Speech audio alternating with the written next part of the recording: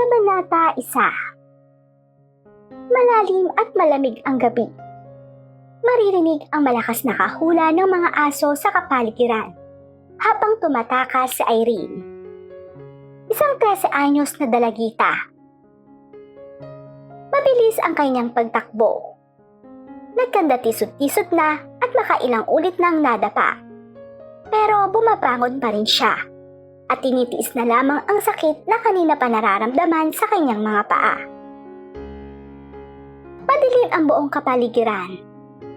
Mayroong mga ilaw sa mga poste na nagbibigay ng pusikit na liwanag. Pero halos hindi maaninag ng dalagita ang tinatahak.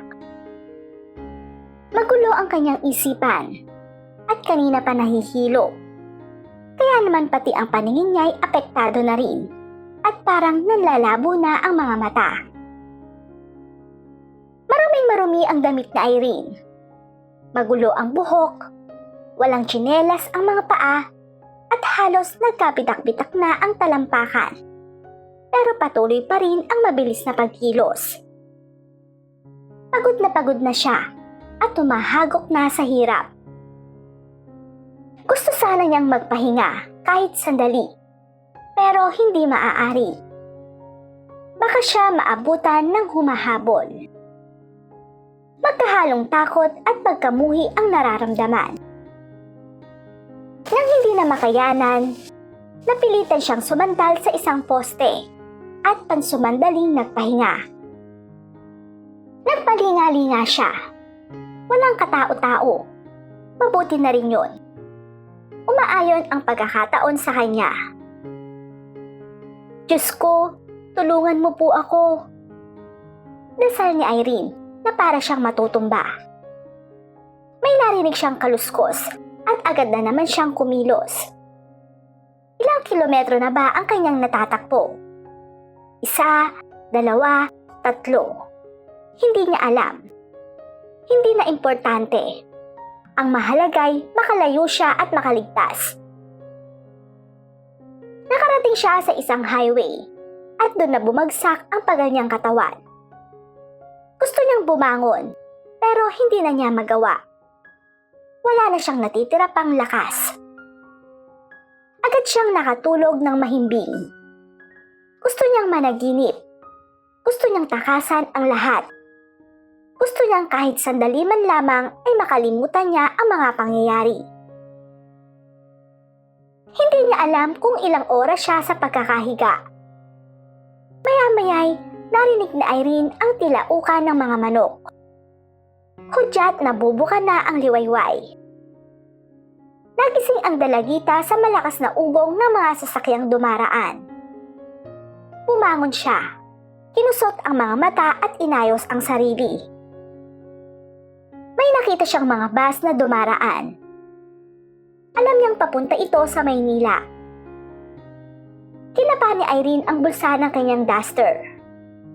Umaasa na baka maghimala at magkaroon ng kahit na konting barya para lamang mayroong ipamasahe. Mas makabubuti sana kung sasakay siya para mas malayo ang kanyang mararating. Medyo nalulumo si Irene dahil sa pagod at kawalang pag-asa. Pero kailangan niyang lakasan ang kalooban. Hindi ito ang oras ng pagsisimtimiento. Kailangan niyang maging matatag. Kailangan niyang maging malakas. Pinara niya ang isang sasakyan, tsaka siya mabilis na sumakay. Wala siyang pera, pero kailangan niyang magbakasakali. Makikiusap na lamang siya sa driver. Kung hindi ito papayag, mapipilitan siyang maglakad. Pinagtitinginan si Irene ng mga pasahero dahil sa kanyang ayos. Itinungo niya ang ulo.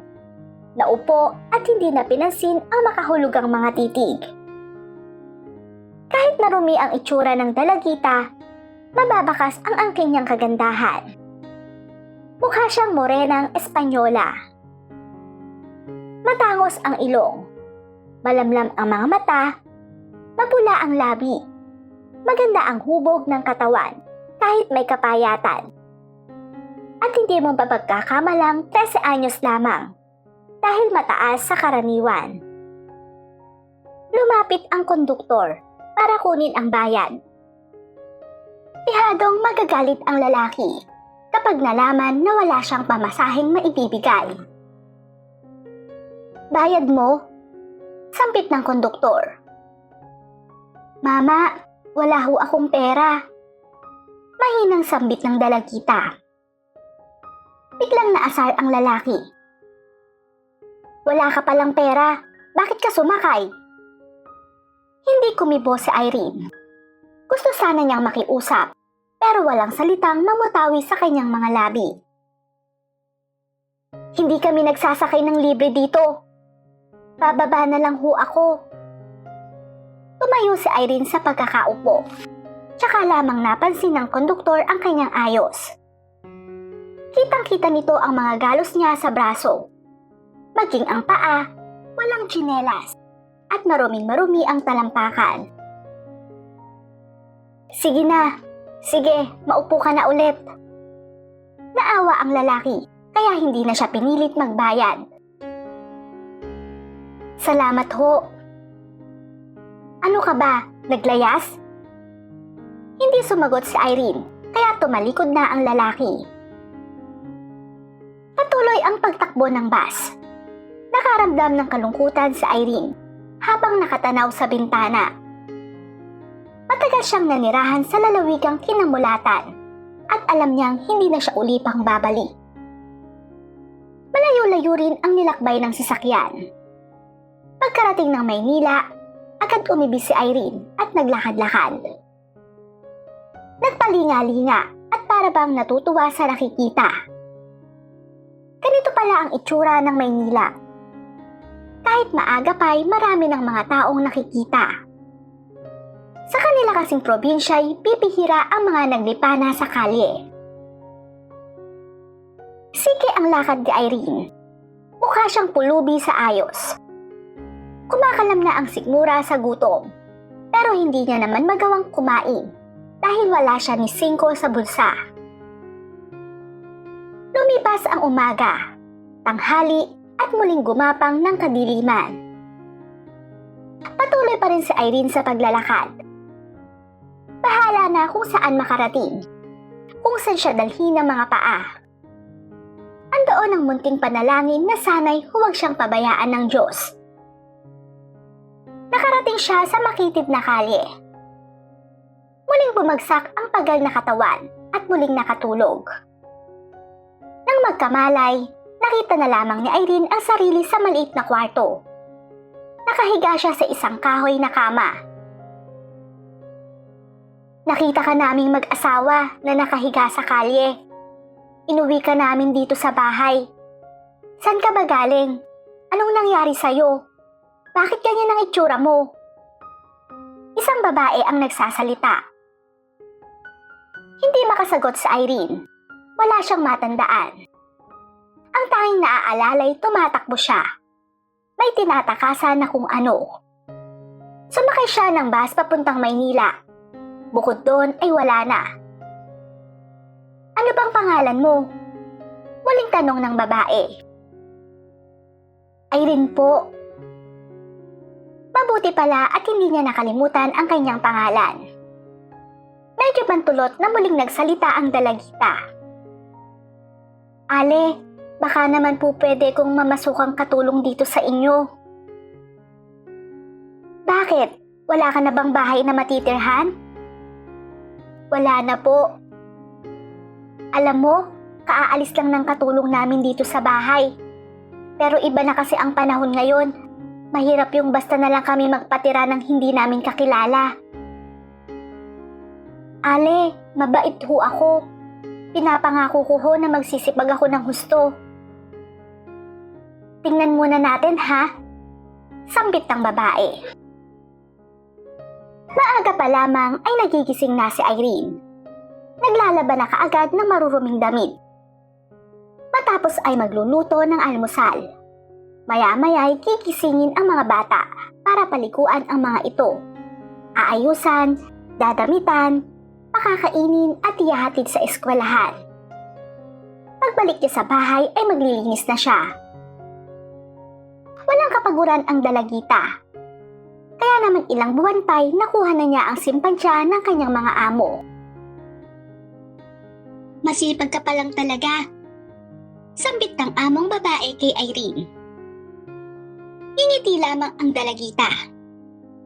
Isang malaking tulong ang pagtira niya sa bahay ng mga kumupkop sa kanya. Kung kinakailangan niyang magsilbi, gagawin niya. Sanay naman at banat ang katawan sa trabaho, kaya hindi siya nahihirapan. Gusto niyang ipakita na maaasahan siya sa iba't ibang mga uri ng gawain sa bahay. Pero si Irene ay may munting ambisyon sa buhay na gusto niyang magkaroon ng katuparan. Alam niyang hindi pwedeng habang panahon ay mamasukan siya bilang katulong. Kaya isang araw ay kinausap niya ang among babae. Ate, may ipapakiusap sana ako. Gusto ko sanang mag-aral kahit sa gabi. Mayroon kasing eskwelahan na malapit dito sa atin. Sana payagan mo naman ako. Kinakabahang paalam ni Irene. Natigilan ang amo. Paano ka namang mag-aaral? Ang dami mong trabaho dito sa bahay. Ipinapangako ko, ate, na hindi ko papabayaan ang mga trabaho ko. Paano yung pang-tuition mo? Yung pambili mo ng libro at gagastusin sa eskwelahan? Ate, iniipon ko yung sweldo ko. Kaya nga hindi ako bumibili ng kahit na anong damit. Kasi gusto ko sanang gamitin yung pera sa pag-aaral ko. Dahil sa pinakikitang determinasyon ng dalagitay, pinayagan siya. Pinatunayan ni Irene ang kanyang pangako. Kahit pumapasok sa eskwelahan, hindi naaapektuhan ang kalidad ng kanyang trabaho. Andoon ang matinding sipag at tiyaga. Mahirap para kay Irene, pero kailangan niya itong gawin. Walang ibang makakatulong sa sarili kundi siya lamang. Gustong umunlad, kaya dapat niyang gawin ang mga bagay na nararapat. Nang makatapos ng high school, natapos na rin ang trabaho ni Irene bilang katulong. Pinalad siyang makapasok sa isang factory, kaya naman nakatuntong din siya ng kolehiyo. Iba yung kayod ang kanyang ginawa. Trabaho, aral, puyat. Kahit pagod na pagod, sige pa rin. Nandoon ang tapang at tibay ng loob na magkaroon ng magandang edukasyon at mapagbuti ang kanyang buhay. Natapos niya ang kursong kinukuha at ito'y napakalaking tagumpay para kay Irene. Umagos ang luha sa kanyang pisngi nang tawagin ang pangalan niya sa entablado. Pagkahawak niya sa diploma'y bumalik sa kanyang alaala ang pinagdaan ng hirap, ang pighati, ang dusa. Lahat ng iyon ay isa na lamang kahapon. At iba yung kaligayahan ngayon ang kanyang nadarama. Makalipas ang ilang buwan, pinalad siyang makapasok sa isang magandang kumpanya. Alam ni Irene na umpisa pa lamang ito at malayo pa ang kanyang tatahakin. Pero tinatagan niya ang kalooban. Umaasa na muli niyang malalampasan ang mga balakid at pagsubok na susuungin sa darating pang mga araw.